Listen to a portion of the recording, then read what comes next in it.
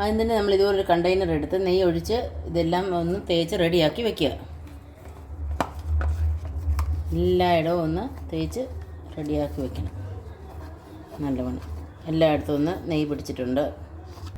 നമ്മൾ കപ്പലണ്ടി മുട്ട ഉണ്ടാക്കാൻ തുടങ്ങിയാൽ പിന്നെ നമുക്ക് സമയം കിട്ടത്തില്ല. അതുകൊണ്ട് നമ്മളിത് ആദ്യം തന്നെ എല്ലാം നെയ്യൊക്കെ ചേർത്ത് എല്ലാം റെഡിയാക്കി വെക്കുന്നു. നമ്മൾ 200 ഗ്രാം പച്ചക്കപ്പലണ്ടിയാണ് എടുത്തിരിക്കുന്നത്. ഇത് നമുക്കൊന്ന് ഫ്രൈ ചെയ്തെടുക്കാം.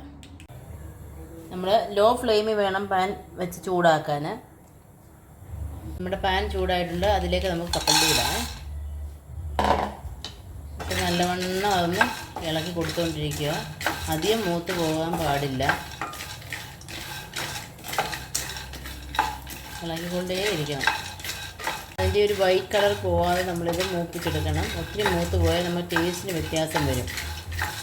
അതുകൊണ്ട് ഒരു പകുതി ക്രിസ്പി. നമ്മളിപ്പം ഇത് നോക്കുമ്പം മൂത്ത് കഴിഞ്ഞാലും എടുക്കുമ്പോൾ ഒരു കട്ടി തോന്നത്തില്ല. പക്ഷേ ഓഫ് ചെയ്തിട്ട് കഴിയുമ്പോൾ അതിന് സ്വാഭാവികമായിട്ടുള്ള ആ ഒരു കട്ടിയും ഇതുമെല്ലാം വരും. കപ്പലണ്ടി മൂത്തിട്ടുണ്ട്. നല്ല ഒരു മണം വരുന്നുണ്ട്. അപ്പോൾ നമുക്കിനി ഫ്ലെയിം ഓഫ് ചെയ്യാം. നമുക്കിതൊരു പ്ലേറ്റിലോട്ട് മാറ്റാം. നല്ലവണ്ണം മൂത്തിട്ടുണ്ട്. നമുക്കിതിൻ്റെ എല്ലാം തൊലി കളയണം. അത് നമുക്ക് പതുക്കെ ഇങ്ങനെ കൈകൊണ്ടൊന്ന് ഇതാക്കിയാൽ ആ തൊലി അങ്ങ് പോവും. കണ്ടില്ലേ, നല്ലപോലെ ക്രിസ്പി ആവും തണുത്ത് കഴിയും. നമ്മുടെ കപ്പലണ്ടിയുടെ തൊലിയെല്ലാം കളഞ്ഞ് റെഡി ആക്കിയിട്ടുണ്ട്. അത് നമ്മൾ കൈ വെച്ചൊന്ന് ഉടച്ച് അത് രണ്ടാക്കി വെച്ചിട്ടുണ്ട്. നമ്മൾ കപ്പലണ്ടി മുട്ട ഉണ്ടാക്കാനുള്ള ആ എളുപ്പത്തിന് വേണ്ടി കട്ടിയായിട്ട് കിടക്കത്തില്ല.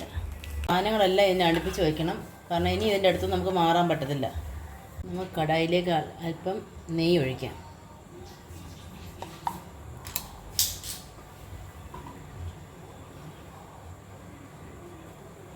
നമ്മൾ ഇനി ഇതിലേക്ക് ശർക്കരയാണ് ഇടാൻ പോകുന്നത്.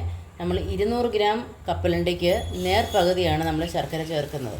എത്ര നമ്മൾ കപ്പലണ്ടി എടുക്കുന്നോ അതിൻ്റെ നേർപകുതി വേണം ശർക്കര എടുക്കാൻ. കാരണം ശർക്കര ഒത്തിരി കൂടിക്കഴിഞ്ഞാൽ കപ്പലണ്ടി മുട്ടയുടെ ടേസ്റ്റ് രുചി അങ്ങോട്ട് കുറയും. അതുമല്ല പിള്ളേർക്കൊക്കെ കഴിക്കാനൊക്കെ നല്ല രുചി തോന്നുന്നത് ശർക്കര കുറഞ്ഞ് നിൽക്കുന്നതാണ്. നമുക്കിതിൽ ഇനി അല്പം വെള്ളം കൂടെ ഒന്ന് ചേർക്കാം. വെള്ളം ചേർത്ത് ലോ ഫ്ലെയിമിൽ വേണം നമ്മളിതൊന്ന് ഇളക്കി കൊടുക്കാൻ. ഫ്ലെയിം കൂടാൻ പാടില്ല. നമുക്ക് ശർക്കരയിലേക്ക് അല്പം സോഡാപ്പൊടി ചേർക്കാം.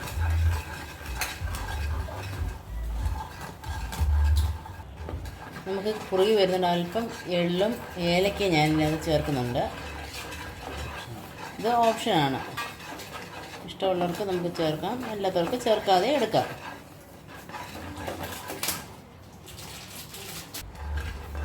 അല്പം ചുക്ക് പൊടി കൂടെ ഞാൻ ചേർക്കുന്നുണ്ട്. ഇതൊക്കെ ഓപ്ഷനാണ്. ഇതിൻ്റെ ടേസ്റ്റ് ഇഷ്ടമുള്ളവർക്ക് ചേർക്കാം, അല്ലാത്തവർക്ക് അല്ലാതെയും നമുക്ക് ചെയ്തെടുക്കാം. നമുക്കിതിന് ഉപ്പ് ചേർത്ത കപ്പലണ്ടി ആണെങ്കിൽ നമുക്കിതിന് ഉപ്പ് ചേർക്കണ്ട. അല്ലാത്തതിന് നമ്മൾ സ്വല്പം ഉപ്പ് ചേർത്ത് കൊടുക്കണം. ഞങ്ങളുടെ ഇപ്പം ഉപ്പ് ചേർത്ത കപ്പലണ്ടി, അതുകൊണ്ട് ഞാൻ ഉപ്പ് ചേർക്കുന്നില്ല. നമ്മുടെ ഉണ്ട ശർക്കരയാണെങ്കിൽ നമ്മളത് നല്ലപോലെ വെള്ളത്തിലിട്ട് തിളപ്പിച്ച് അത് അരിച്ചൊക്കെ എടുത്ത് വേണം നമ്മൾ ചെയ്യാൻ. ഇത് ഫിൽറ്റേഡ് ആയിട്ടുള്ള ശർക്കര ആയതുകൊണ്ടാണ് ഞാൻ അങ്ങനെ ചെയ്യാഞ്ഞത്. ശർക്കര പരുവായെന്നറിയാൻ നമ്മളൊരു ബൗളിൽ ഒരു വെള്ളം എടുത്ത് അതിനകത്തൊരു തുള്ളി ഒഴിക്കുക.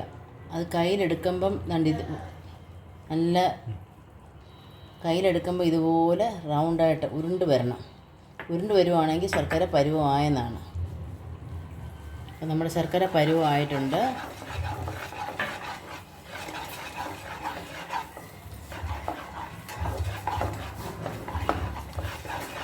നല്ലവണ്ണം പരുവമായിട്ടുണ്ട്. ഇനി അതിലേക്ക് നമുക്ക് നമ്മളെടുത്ത് വെച്ചിരിക്കുന്ന കപ്പലണ്ടി ഇടാം. നല്ലവണ്ണം ഇളക്കി ചേർക്കാതെ എല്ലായിടത്തും കപ്പലണ്ടി പിടിക്കത്തക്ക രീതിയിൽ നമുക്കതിനെ കൂട്ടി യോജിപ്പിക്കാം. നല്ലവണ്ണം കൂട്ടി യോജിപ്പിക്കാം. നമുക്കിത് ടൈറ്റ് ആകുന്ന വരെ നല്ലപോലെ ഇളക്കി എല്ലായിടത്തും ഒന്ന് പിടിപ്പിക്കാം. നല്ലവണ്ണം പിടിപ്പിച്ചെടുക്കാം. ലോ ഫ്ലെയിമിൽ വേണം ഇതെല്ലാം ചെയ്യാൻ. തീ കൂട്ടിയിടാൻ പാടില്ല. അപ്പോൾ നമ്മുടെ കപ്പലണ്ടി മുട്ടയുടെ കൂട്ട് ശരിയായിട്ടുണ്ട്. നമുക്ക് നേരത്തെ എടുത്തു വെച്ചിരിക്കുന്ന പ്ലാസ്റ്റിക് ട്രേയിലേക്ക് അത് മാറ്റാം. നമുക്കിനി ഒരു സ്മാഷർ എടുത്ത് അതിൽ ഇച്ചിരി ഓയിൽ അപ്ലൈ ചെയ്ത് കൊടുക്കണം. അപ്ലൈ ചെയ്തിട്ട് അത് നല്ലവണ്ണം അമർത്തി അത് പ്രസ് ആവാൻ വേണ്ടി സെറ്റ് ആവണം. അതിനുവേണ്ടി നല്ലപോലെ അമർത്തി കൊടുക്കാം. നല്ല കപ്പലണ്ടി മുട്ടയെ നല്ലപോലെ പ്രസ് ചെയ്തതിന് ശേഷം 4-5 മണിക്കൂർ തണുക്കാൻ വയ്ക്കുക. നമുക്കത് തണുത്തതിന് ശേഷം ഇഷ്ടപ്പെട്ട രീതിയിൽ നമുക്ക് ഇഷ്ടമുള്ള ഷേപ്പിൽ നമുക്കത് കട്ട് ചെയ്ത് ഉപയോഗിക്കാം.